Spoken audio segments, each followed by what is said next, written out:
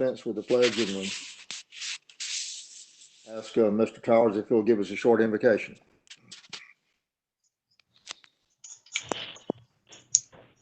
Father, I'm grateful that you've given us an opportunity to meet the way that we have, to be able to connect. Help us to have wisdom, guide us as we talk, as we view, guide us as we think. I pray in Christ's name. Amen. Amen. Amen. Roll call of those present. Mr. Pierce.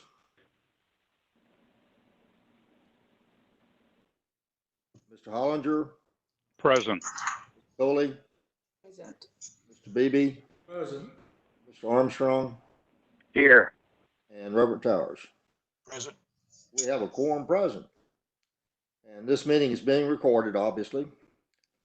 The first item on our agenda is to consider the approval of the minutes of the regular meeting of the Board of Trustees held on April 28, 2020. Is there any discussion about corrections to the minutes? If not, I'll entertain a motion. So move. Second. We have a motion and a second. Any discussion on the motion? All those in favor indicate by saying aye. Aye. Motion is passed.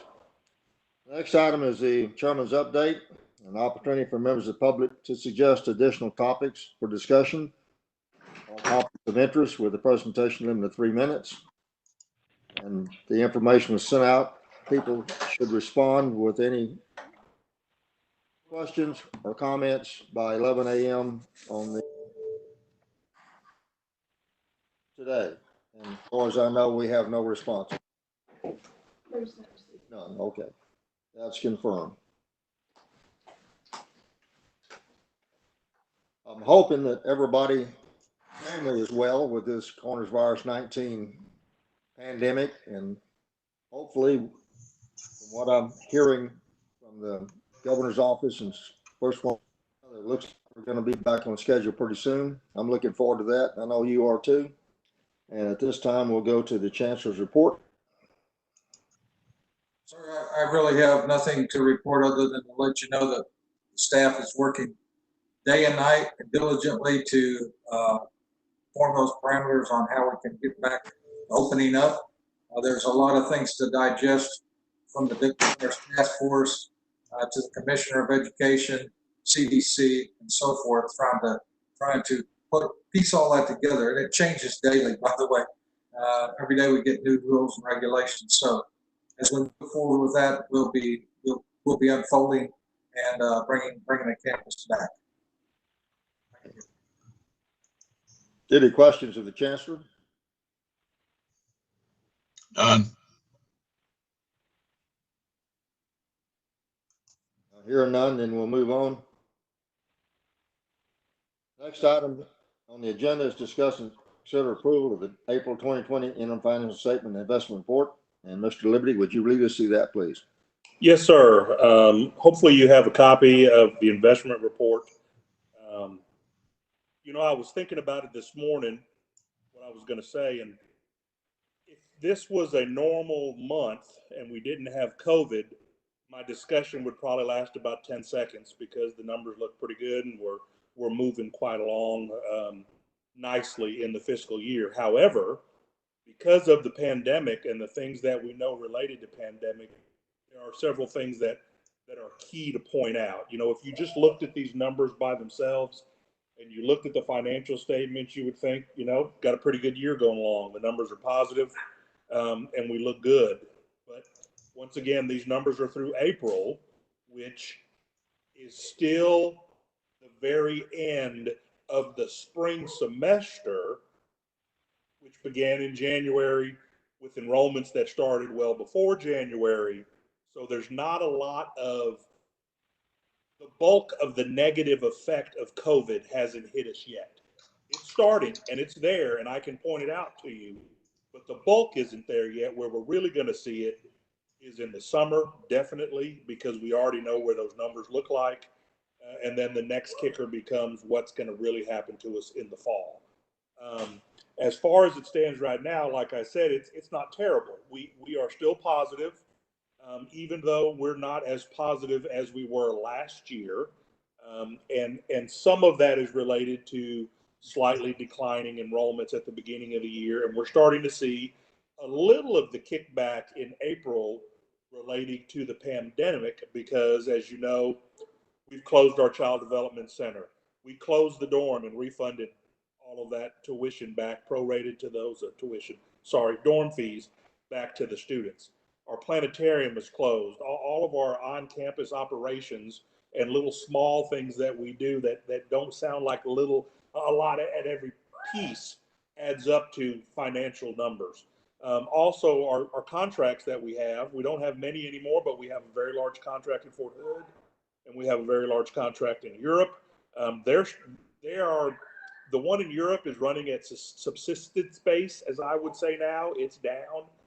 The one at Fort Hood, they're not really ordering anything. So we have administration that we're covering, but they're not ordering anything.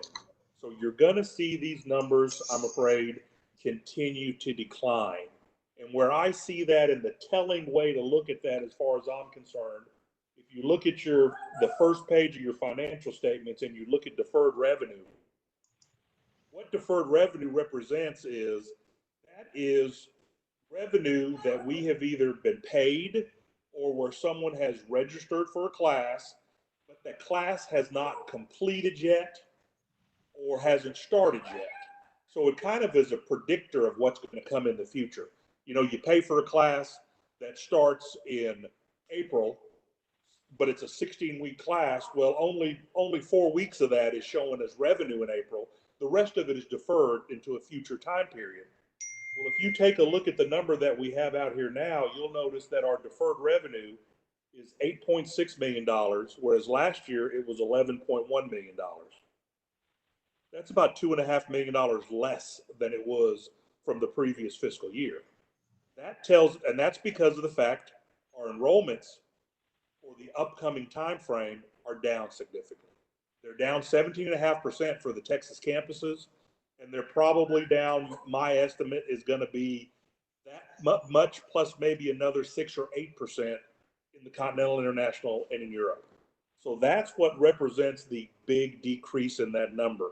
So as we go by month to month, instead of seeing that revenue of an additional $2.5 million that we saw last year, we're not going to see that in the future months. So if you apply that right now directly to where our current bottom line is, we're right at the barely break even level, or, you know, we're real close to zero.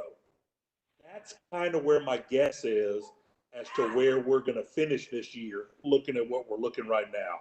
So while we had a great financial year last year, the best one we'd have in 4 or 5 years, and as it looks right now, just looking at those numbers by themselves, if you just look at the bottom line, you say, hey, $2 million bottom line is not bad.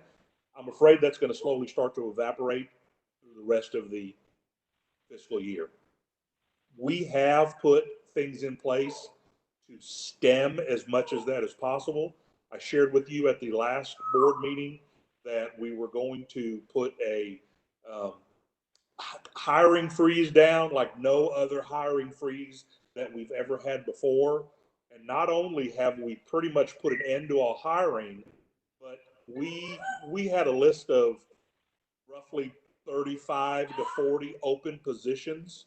And if you'll remember, I kind of pointed at the Chancellor at the last meeting and said, you're not going to approve any of these, to kind of stir him up a little bit. And in all honesty, there's maybe 2 or 3 in that entire group that we've approved, but they're critical to the mission, and that's why we've approved them.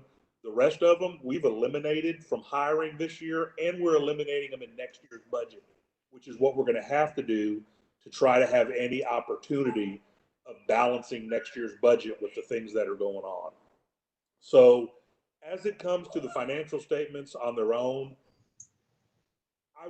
it's not horrible, because of the fact of us putting all of these things in place and curbing spending. You know, unless it's an absolute necessity right now, we're not doing it.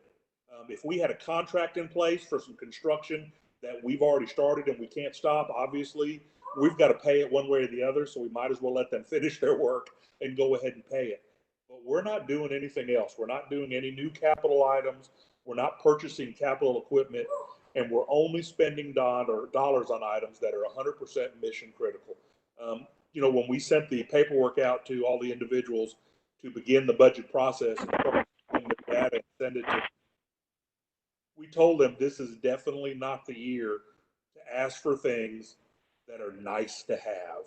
We told them that they only need to ask for things that they must have to keep the doors open and to keep serving the students at the level that we serve them. If that computer is a little bit old and it'd be nice to have a new one, or that piece of machine is a little bit old and it might be a little better, let's wait a year and get through next year, and then let's worry about getting back on track with that. So that's where we are with that. To continue with that piece, just to share with you, last week the governor came out, and it was actually the governor, the lieutenant governor, Speaker of the House, and they came out and they directed all of the Texas state agencies to cut their budgets for the biennium. And when I see a cut for the biennium, for me, that's 2 years. A biennium is 2 years. It's not just this year. It's not just next year. It's 2 years. And they directed them to cut 5%. So that means they have to cut 5% out of the current year and next year's amount that they were appropriated. And cutting it out of the current year becomes pretty tough when you're already more than halfway through the fiscal year. I'm going to share with you the good news first, but then I'm going to read you some information in here about what they did on this. You read this, and of course, when I read stuff like this and I start reading it, I get pretty nervous, and actually my teeth start to chatter, and I get scared because I got to figure out where this money's going to come from. And they like us so much, they waited until the very last bullet point. Put it at the very last bullet point. It says that the community colleges are exempt from that 5% cut. So as it stands right now today, we do not have to cut our appropriations by 5%. We are very fortunate. Now, I did share with the Chancellor and Dr. Carter this morning. That was based upon what they wrote on May the 20th. They have not yet received their revenue numbers for the second quarter of this year. And when they get those revenue numbers for the second quarter of this year, which is March, April, and May, April, May, and June, spring break time, early vacation time for folks, and everything that we know that's happened in the oil industry, I'm scared to death that those numbers are going to paint a worse picture than they painted currently and previously. So just because they've asked for 5% and exempted us doesn't mean that may not change. Now, I am not a pessimist by any means, but I have to think that way financially when I'm thinking for the college, because I don't want to say, well, you know what? They're not going to ask for that 5%. So I don't really have to worry about that $1.6 billion. Let's go ahead and, let's roll the dice and do what we want to do. We can't do that. I think we still need to be cautious and do what we've done to ensure that they're not going to come back and ask for this, either additional dollars or to include community colleges in the mix. But I think it's important to read to you an item that they put in the letter. And in the letter, the leaders, once again, who was the governor, the lieutenant governor, and the Speaker of the House, they came out and they said they wanted to urge state agencies and institutions of higher education to pursue cost-saving strategies that will not affect the state's response to COVID-19, such as foregoing capital expenditures that can be deferred, avoid any avoidable travel and administrative expenses that are not mission critical. Well, they decided on May 20th what we recommended to you at last month's board meeting. So I want to applaud the state, but they're a month behind. That's all I want to tell you.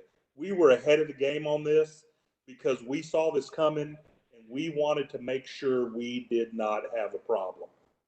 I do want to share with you, though, that Commissioner Keller, as well as the president from San Jack, who is on the COVID task force, they worked really hard to keep us whole and to make sure that they didn't include the cuts to us.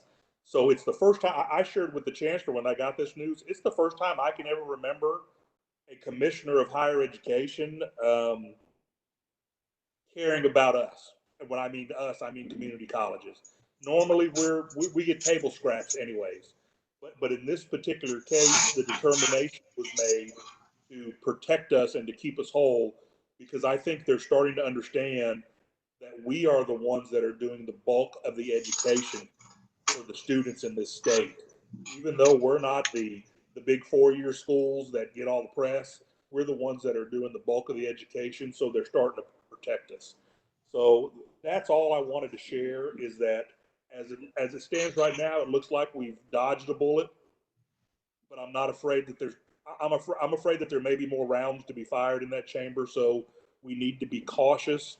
And as we're building next year's budget, we're still building it with anticipation of there being a cut.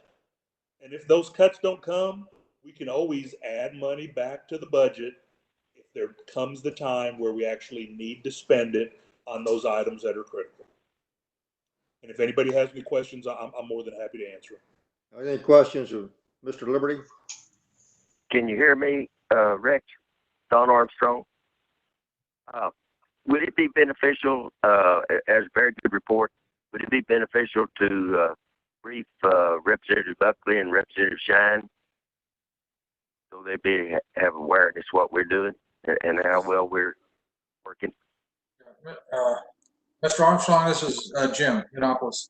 I have been talking to both of those representatives as well as Dr. Buckingham. They are well aware of what we're doing. And as a matter of fact, this morning, Dr. Kraft, myself, and Dr. Migliazzo spent probably a good hour and a half on the phone talking about all of these items and how we're going to roll back in and move back in. And I think we're all in sync, and so are the state reps. One of the things that Bob mentioned, and it is true, we carry the bulk of the instruction when it comes to workforce, and so we push that with the committee.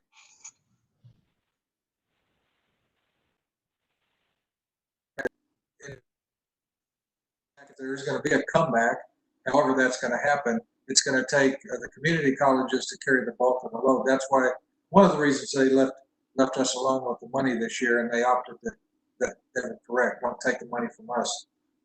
So, yes, sir, we're keeping them informed, and we'll continue to do so.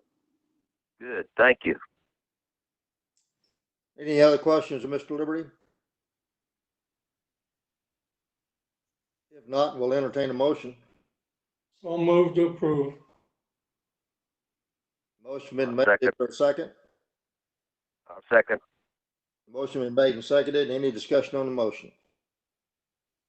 All those in favor of the motion to approve the interim financial statement, say aye. Aye. Motion carries. Next item on the agenda is discuss and consider to repurpose sponsorship scholarship funds in the amount of $21,950. Mr. Yiannopoulos. Yes, sir. Thank you. As you remember from the workshop, each year you allow us to spend a certain amount of dollars for community relations to bring in different kinds of things that we do with respect to the supporting the community. And this year the amount was $80,750. Up through today, we have spent all but $21,310 of those dollars. In looking at ways to try to bring our students back to campus, I had proposed that we repurpose that, if with your permission and approval, of course, that those sponsorship funds would go into what am I trying to say? Lost my words here. Into a scholarship fund for students who might need it, especially those in different areas, whether it be for books or whether it be for tuition, one of those two areas. And so that's what we would like to do with those dollars, with the remaining 21,000. There's not going to be any more, at least this year, there won't be any golf tournaments, there won't be any foundation kinds of events that we should attend and those kind of things. So we would like to use those dollars for that purpose. Any questions of Mr. Anopoulos?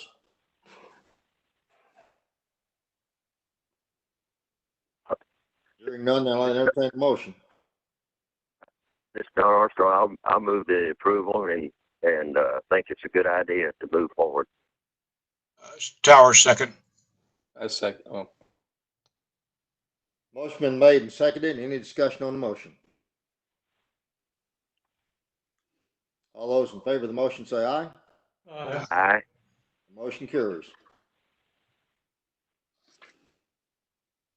The next item on the agenda is recommending topics for upcoming agenda items or announcements by the board members. Mr. Towers, I have none.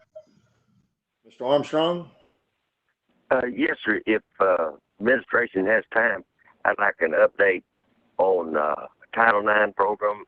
I heard a report that there were some changes made, and I don't want us to lessen any of our current requirements. If anything, strengthen them. okay. Thank you. Mr. Beebe, No recommendations. Ms. Coley, None at this time. Thank you. Mr. Hollinger, None at this time. Mr. Pierce, sir. I would like the Chancellor to look in to seeing if about 5 weeks from now we have the 4th of July coming up, and usually we have a whole lot of people in the parking lots out there watching the fireworks. I don't know if Fort Hood's planning to have fireworks this year, but could he look into the if we're going to allow people to park in the parking lots to watch those fireworks if they do take place? I mean, I know it's only May, but that's coming up really fast. you're correct. And we also had student organizations involved in the past where they actually had food trucks and we got porta potties, we had trash cans out in the area, and it was a pretty big operation. So we Something need to to look look at. at that and see where we're going to go with this year. Thank you, sir. Good.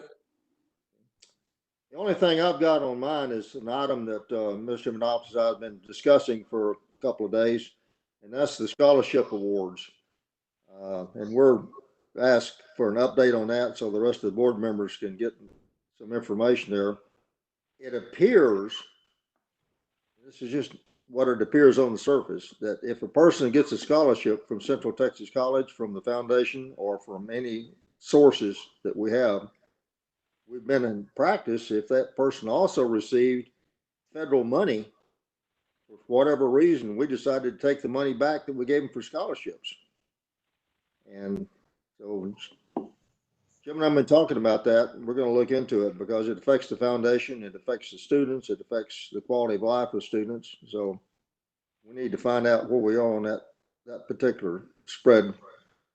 I don't know if it's legal or illegal, but Jim agrees with me, so we're going to put that on the agenda item. Any other thoughts before we close this one out? The next item is announcement of time and location of board workshop scheduled for Tuesday, June 16th, 2020 at 1 p.m. and the regular board meeting scheduled for June the 23rd, 2020 at 1 p.m. Stand by as to whether or not we actually get to meet in person or we do this again. As it stands right now, it looks like the government is giving us more freedom back, so maybe we'll have all this where we can actually see each other and do business as normal. There's no executive session today, and the next item is adjournment, and I'll take a motion. So moved. Motion been made, and there's a second. Second. Motion been made and seconded, and motion will obviously carry, because we'll vote with your feet. Thank you. Did a good job. All right, goodbye, everyone.